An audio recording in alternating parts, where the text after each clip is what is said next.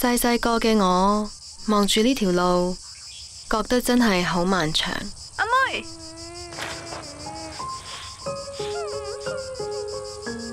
冇事啊，自己起身啦。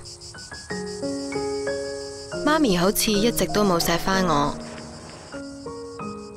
記得學校有個夢想日，同學爭住做王子公主，我媽咪，我想扮呢個。真係未試過咁努力。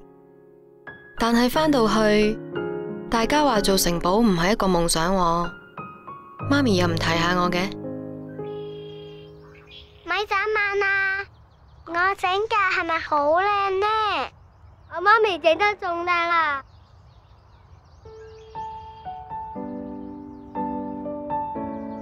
我係咪做得好差？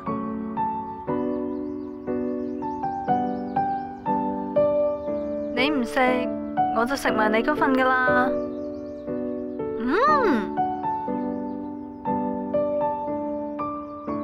人越大就越少依賴媽咪，甚至想擴闊自己嘅世界，睇下可以行到幾遠。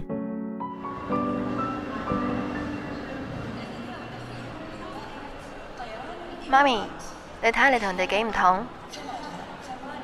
你都係啫，唔好咩？直到真係要一個人行出去，話唔驚就假啦。但係點解呢一刻，媽咪仲可以咁放心？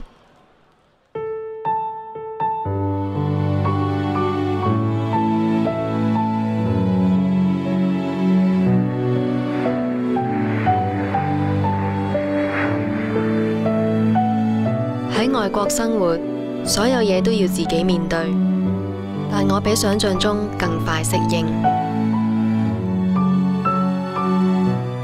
喂，媽咪，我 OK 啊，你份嘢我收到㗎喇。到後來，我嘅世界更加大，更多地方可以任我去建設。我嘅成就好似理所當然，但原來我一直都冇停低，回望細個行過嘅路。阿妹，我試啊，自己起身啦。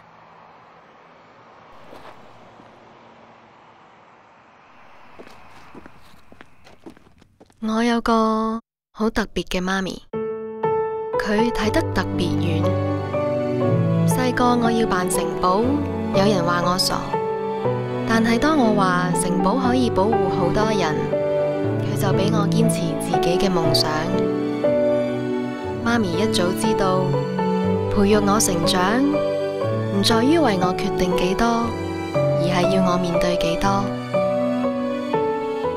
因為愛，所以俾人諗先一步，令我睇到路上最好嘅風景。喂，媽咪，不如今晚一齊食飯啦！